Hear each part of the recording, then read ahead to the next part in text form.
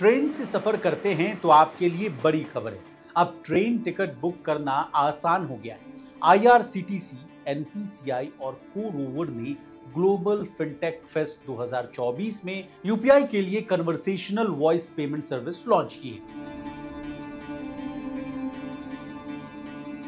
ये नई सुविधा पेमेंट गेटवे के साथ इंटीग्रेटेड होगी, जिससे कस्टमर्स अपनी आवाज का इस्तेमाल करके या कॉल पर अपनी यूपीआई आईडी या मोबाइल नंबर टाइप करके आईआरसीटीसी पर ट्रेन टिकट के लिए पेमेंट कर पाएंगे। अब ये सारा काम कैसे होगा, कैसे काम करेगा ये नया फीचर, जानेंगे सब कुछ आज के इस रिपोर्ट में। नमस्कार, आप देख रहे हैं लोकमत हिंदी और मैं हूं आपके साथ विशाल शर्मा।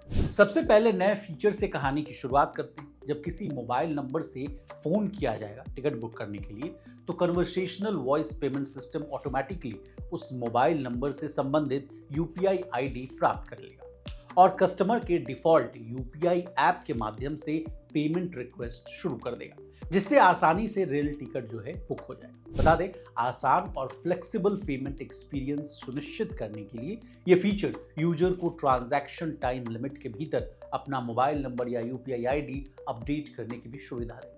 बता दें, यूपीआई और भारत जीपीटी से लैस कन्वर्सेशनल वॉइस पेमेंट आईआरसीटीसी और भारतीय रेलवे के लिए artificial intelligence virtual assistant ask Disha के साथ भी इंटीग्रेटेड किया गया है, जिससे अब यूजर सिर्फ अपनी आवाज का उपयोग यानी इस्तेमाल करके टिकट बुक कर सकते हैं और पेमेंट भी कर सकते हैं। अब मान लीजिए किसी ने हिंदी, गुजराती या अन्य भाषाओं में फोन करके टिकट बुक करने की कोशिश की तो क्या हो, ये सवाल आपके मन में आ रहा हो।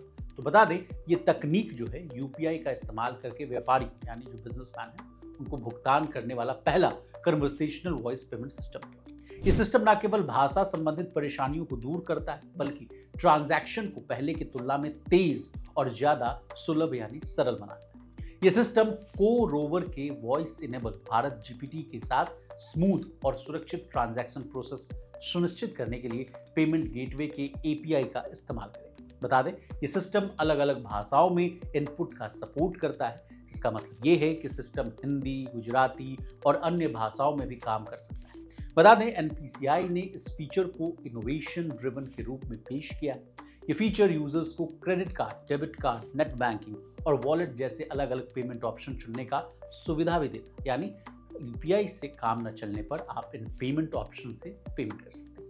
भारत में पेमेंट इंफ्रास्ट्रक्चर तेजी से आगे बढ़ रहा है। कंपनियां डिजिटल होकर पूरे पेमेंट प्रोसेस को आसान बना रही हैं। दिल्ली मेट्रो में हाल ही में दिल्ली एनसीआर क्षेत्र में मेट्रो यात्रियों के लिए मेट्रो कार्ड रिचार्ज सुविधा शुरू की। इसके अलावा व्हाट्सएप पर सामान टिकटिंग और चैटबॉट सर्विसेज का उपयोग करके यात्री स्पेसिफिक नंबर पर हाय भेजकर या क्यूआर कोड स्कैन करके अंग्रेजी और हिंदी दोनों में मेट्रो कार्ड रिचार्ज सर्विस का उपयोग कर रहे हैं। अब सरकार ने यह कदम क्यों उठाया, इसके पीछे की गणित को समझिए।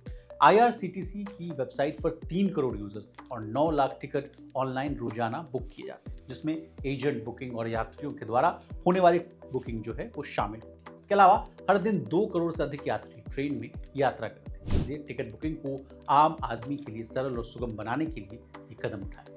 अब आपको हमारी ये जानकारी कैसे लगी, कमेंट करके जरूर बताइएगा। इसी तरह देश और दुनिया और बिजनेस से जुड़ी तमाम ताजा तरीन खबरों के लिए बने रहिए हमारे साथ और देखते रहिए लोकमत।